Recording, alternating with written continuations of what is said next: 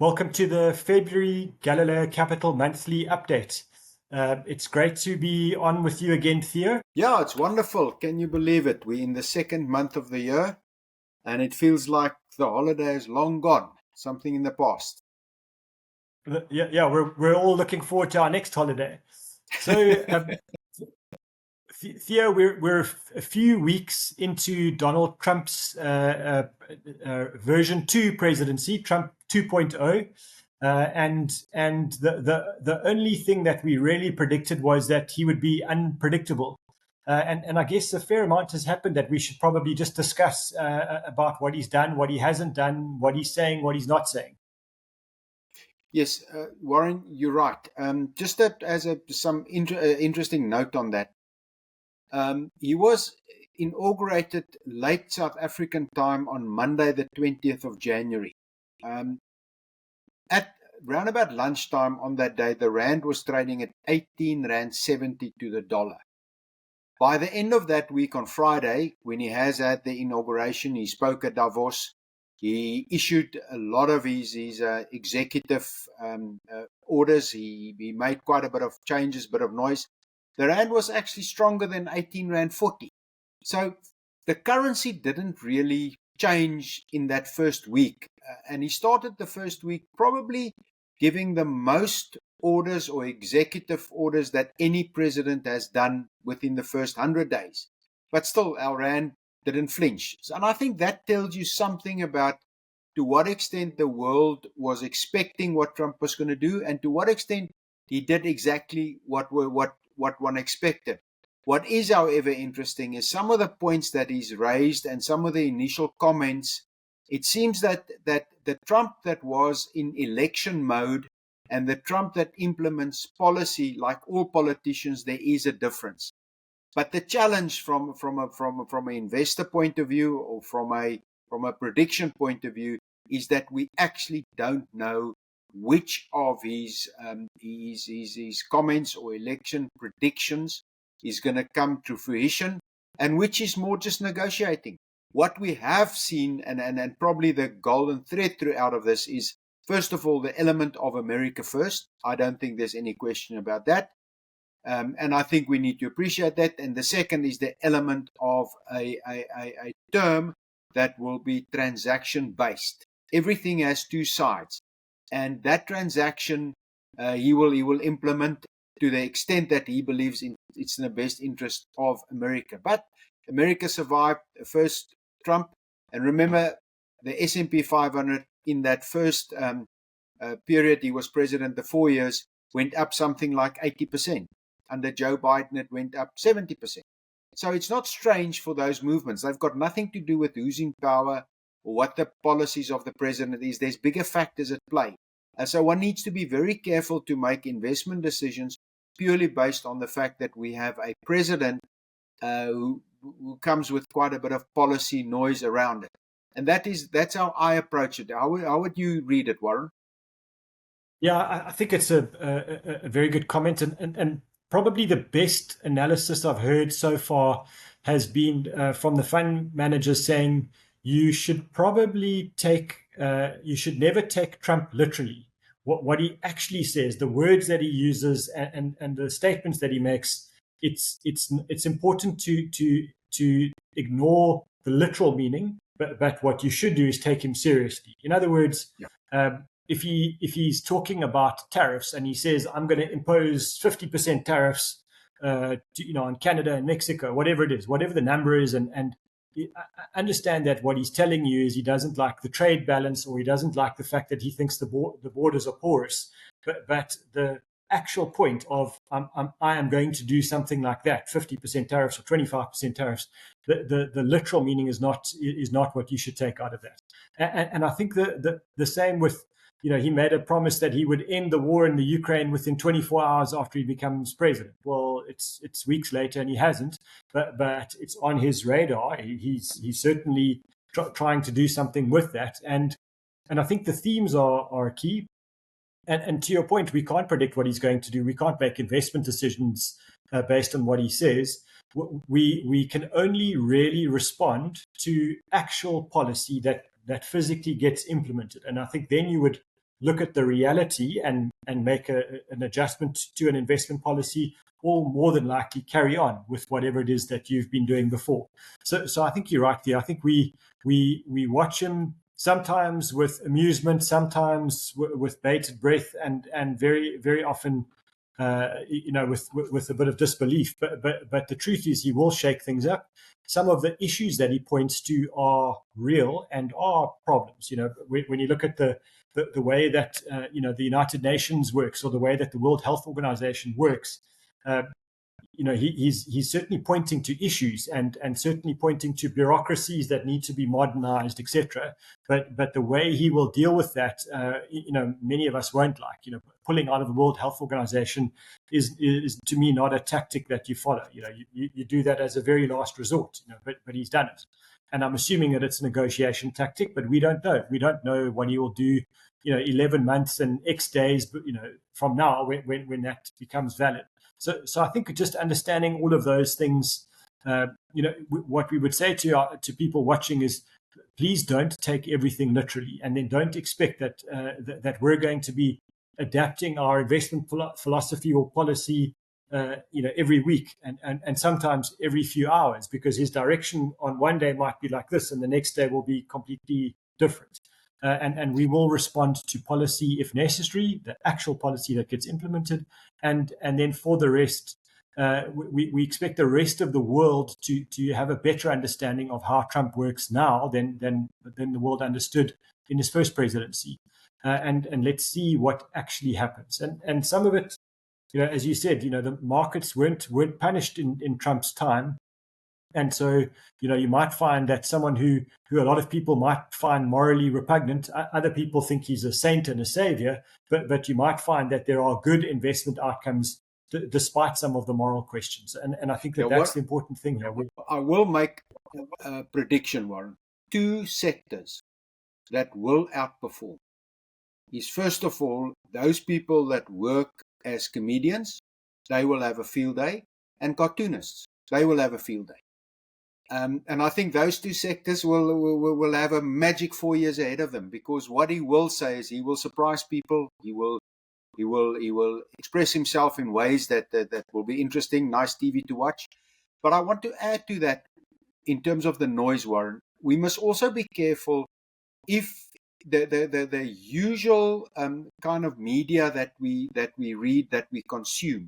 Be careful. There's a big chunk of that media that would like to show up Donald Trump as not as a serious president, and one must just be careful which filter you use when you consume news, because unfortunately we're in a world where news entities, news organizations are polarized, and they're either on one camp or the other camp, and one must just always be careful. If you consume news, make sure you understand where that news, where they are positioned in the field of policy. And I just find that if you look at the same speech, not only from Trump, but from other politicians, and you look at the analysis post the speech, unfortunately, it depends on who the journalist or the commentator is as to what they take out of it. And that, again, creates a massive amount of noise. And I just find sometimes if news outlets or media outlets are looking for sound bites, they will find a sound bite that suits their own narrative. That is not something that you need to act on. Be very careful. And then in South Africa, Warren, I think the big news here is obviously we have had a very successful election last year. It could have gone horribly wrong, but it didn't. We have a government of national unity. And I think the question that obviously for us is important is the stability around the government of national unity and where that will go. Now, as far as I see it, the 2 big events that we can predict will be there, but we don't know the outcome, is we will have municipal elections next year. Not this year, next year, which means at some point in this year, electioneering will start to come into the fore. And then the year after next, 2027, will be the ANC's elective conference. And if one goes by history, by that time there will be a new leader of the ANC.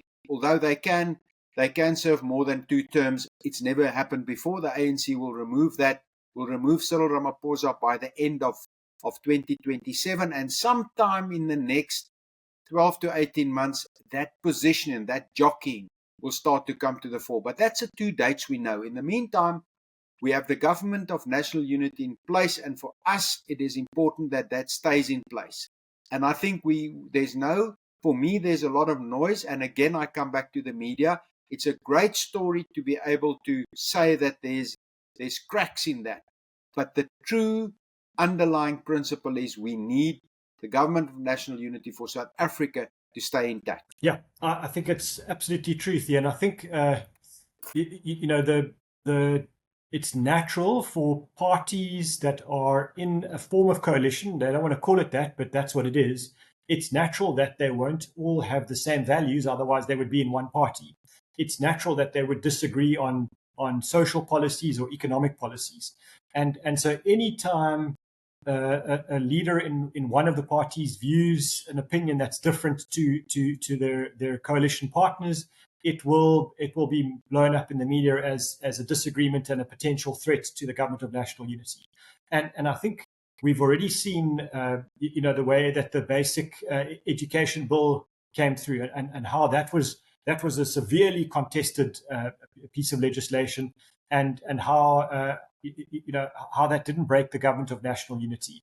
And now, very recently, we've just had the expropriation bill signed into law, and we need to talk about that. But I think it's important to understand that the DA members, for example, who are the cabinet ministers responsible for implementing these bills, which their party finds contentious, are not opposing the bill. They are part of government. They are taking their cabinet responsibility to implement a law which has been passed, and they're going to do it in the most responsible way they can.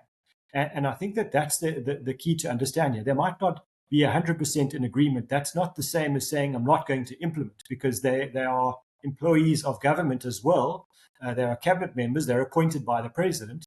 And very, very quickly, what you see is those cabinet members saying the regulations around the bill now need to be drafted, and we will ensure that they're drafted correctly for the good of the country. And I think that's an important point. They're not doing things to oppose the law. They're doing things to make sure the law is implemented in the correct way and for the benefit of the country. And so I think also, just to say before we talk about the expropriation bill, that if you have to look at all of the by-elections, and there have been quite a few now that have happened since the government of national unity was formed, what's clear is that voters are rewarding the parties that are within the government of national unity. They are improving the number of votes that they've gained. Yes, they might lose some wards still, but don't look at it in isolation. Look at it in the aggregate. And as a whole, the DA is doing better. The ANC are doing better. Even the IFP are doing better because they're in the government of national unity. And it's important that the politicians in those parties understand that this was a good move in their own self-interest. We need to realize there isn't a large, a politician in a large party anywhere in the world that does everything for the good of the country and to the detriment of themselves. They will do things that work in their interests first, and if that's good for the country and the country are happy with them, then everybody wins. And I think that's where we are right now, is that the ANC politicians hopefully are realizing it's good for them in their own narrow self-interests to stay in the government of national unity and to make it work. And certainly the DA are finding the same thing. And so to the one of the big contentious issues, we've seen expropriation without compensation years ago. It was frightening. It was really, it would have been economic mass destruction if it had been implemented. And then over the last 5 to 10 years, we've seen this expropriation bill, coming through and sort of percolating, a little bit below the radar for quite some time. And now it's been signed into law. I am absolutely convinced that the media will make a huge meal out of this, and it will it's designed to cause consternation. The media, not the bill. But we should talk about this, because I don't think it's as scary as the media makes it out to be. Yes, I think as a point of departure, one can always argue around expropriation bills. And this is, I don't think one should say this is the perfect bill. There might be issues that will still be contentious, but the point is every country in the world has a mechanism whereby the state can expropriate property for the good of the society. That is in every single country in the world. We've always had it, and we have it now. The questions is rather in what is the procedure around it, what is the compensation around it, how will it happen? And I think this bill, to a large extent, sets out a legal framework for that to happen. And that framework is not a willy-nilly framework. It includes a specific process, a specific motivation, and in the end, it needs to be decided by a court of law. So therefore, I think it's a process. It might not be a perfect process, but it is certainly not what we've had a few years ago when the debate was about Article 25 and expropriation without compensation. This is not it.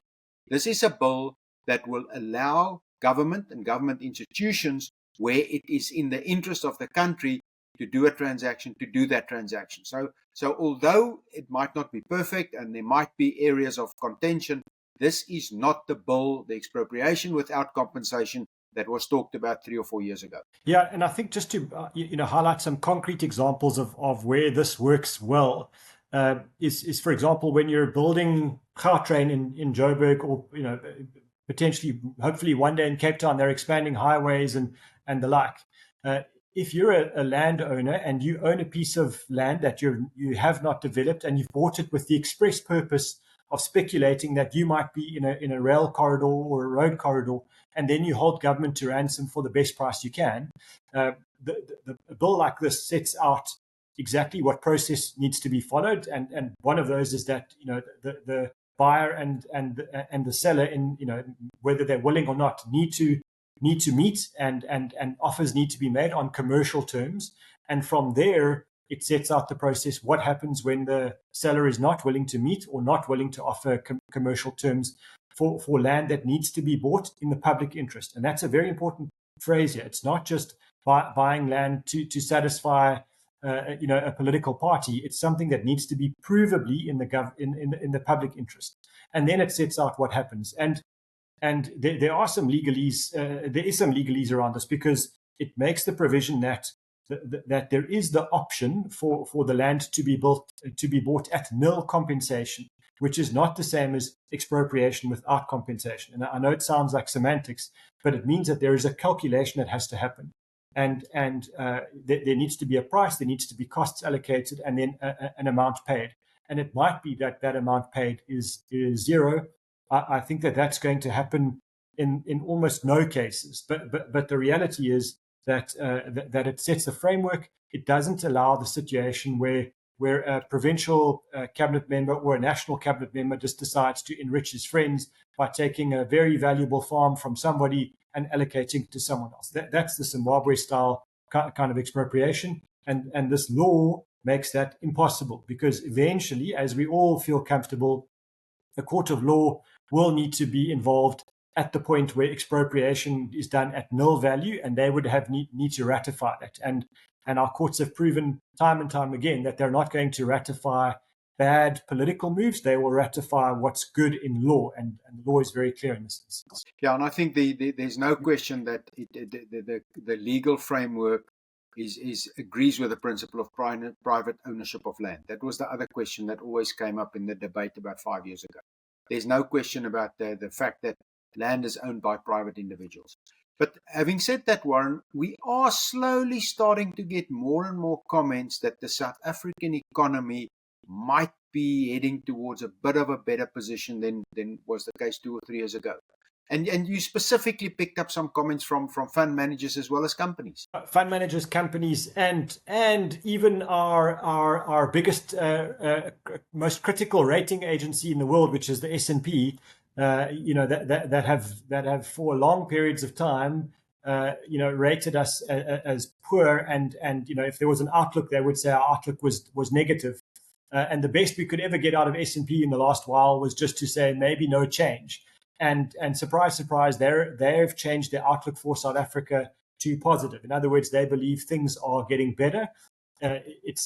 We have to be careful here to say it's not that they've upgraded our rating. That's in the future. More things have to go right, but that the outlook, the potential for the rating to change in the future is now there. And what we are seeing from fund managers is a lot of them looking at the South African stock market, for example, and actually increasing their allocation to South Africa and reducing their allocation to international shares. And that's because they believe the growth prospects for these South African businesses are better than what they can find in international markets. That's not a blanket statement. It's not as if they've reduced their international allocation to zero, but where they're allowed to be at 45%, they might have reduced that from 45 down to 33, as an example. And then we're seeing listed companies saying that they've seen a pickup in demand in retail sales. So we're seeing that the South African consumer is in a better position than what they were 6 months or 12 months ago. And that's not a speculation. That's coming through in the results of companies. And so if we see inflation remaining low and it creates the scope for the Reserve Bank to cut interest rates further, that will filter through to even better position for consumers. And the speculation is that lower interest rates can add as much as 20 billion rand to the South African economy, where consumers are spending less on repaying debt and using that money to fund their living. And then you add the performance of some of the companies that have faced severe economic headwinds in the past are now in a position where if they're not getting tailwinds, they're at least not getting headwinds. And so we're seeing slightly better results from pure South African businesses in the listed space. And then a level of cautious optimism from the CEOs and leaders of businesses that we speak to that are involved in the South African economy. It's almost as if they're afraid to be optimistic because for so long they have only had headwinds. And so I think it's a very good sign that things are starting to turn. 300 days plus of no load shedding, is important. And then early signs that Transnet are accelerating their public-private partnership program. All of those are very good signs that the South African economy is taking advantage of some clever changes for a change. Yeah, I agree with you, Warren. And it seems that we now, at long last, hopefully, the promise of better economic growth. I see here and there the first signs of economists starting to upgrade their growth forecast for the next year or two. It's still very early days, but at least I think you put it correctly. The headwinds are slowly starting to dissipate. And perhaps we're not seeing the tailwinds yet, but the headwinds are slowly starting to dissipate. But I think I look forward to the next 11 months. Can you believe it? The first month is gone. And let's see how things develop. Again, the fact that you cannot predict, that doesn't mean you cannot prepare. And with prepare, I mean, make sure that your portfolio, your exposure to various asset classes, your exposure locally and offshore, it's in place. And also that your personal documentation, your wills and those kind of things are all in place. But Warren, thank you very much, and we look forward to another great year. Thank you, Theo. And just as a final reminder that the tax season ends at the end of February. So if you haven't done your tax-free savings top-up or your retirement fund top-up, you've got a few days left. Please don't forget to do that. It's a very nice tax break that we should all take advantage of. And thank you, Theo. It's always good to talk about the world and the state of South Africa in particular. And as you say, I'm also looking forward to the next 11 months and may it be productive for everybody.